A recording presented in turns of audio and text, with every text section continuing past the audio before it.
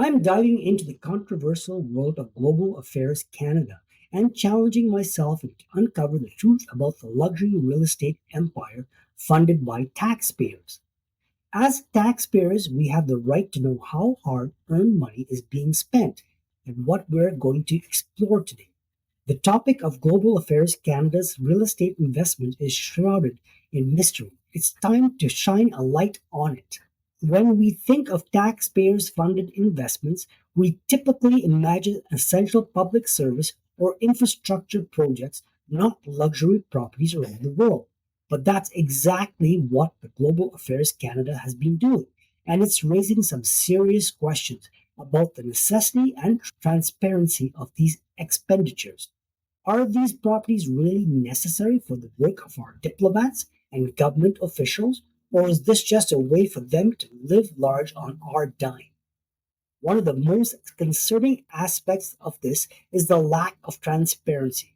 We're not just talking about a few $100,000, we're talking about multi million dollar properties in some of the most desirable locations around the world. And yet, the Canadian government seems reluctant to provide any meaningful details about these investments.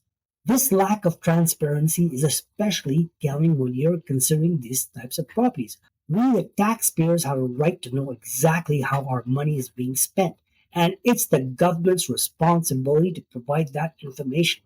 But instead, we're left in the dark, wondering what kind of lavish lifestyles our diplomats are living on our dime. It's not just about the principle, it's also about the sheer waste of resources.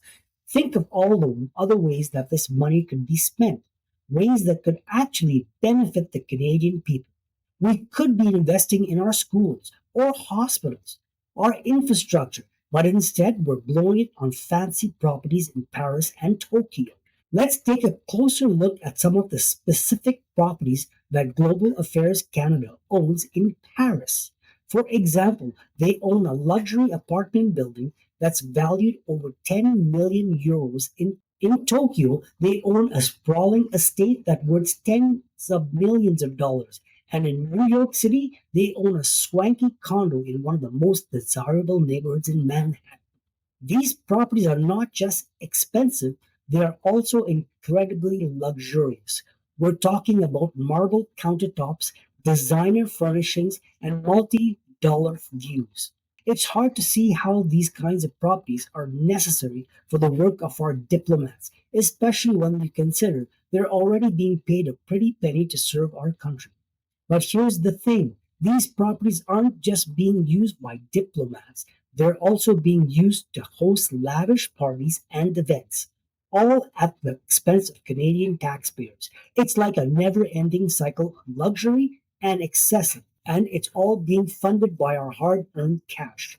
One of the most shocking things I discovered in my research was that Global Affairs Canada was actually using taxpayers' funds to buy up properties that are specifically marketed as luxury or high end. They're not even trying to hide it.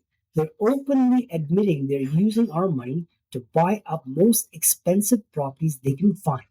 This is not just a matter of waste and excess, it also is a matter of accountability. We need to hold our government accountable for how they're spending our money. And we need to demand more transparency in these investments. It's not too much to ask that our government be honest with us about what they're using our tax dollars for. So, what does it all add up to? The truth is, Global Affairs Canada's luxury real estate empire is a symptom of much larger problem, a problem of waste, excessive and complete lack of accountability in government spending. It's time for us to take a closer look at how our tax dollars are being spent, and it's time for us to demand better. Thanks for watching, everyone. If you're as concerned about this issue as I am, please leave a comment below and let me know what you think. And if you want to learn more about government spending and accountability, be sure to check out my next, where we'll be diving into even more shocking examples of waste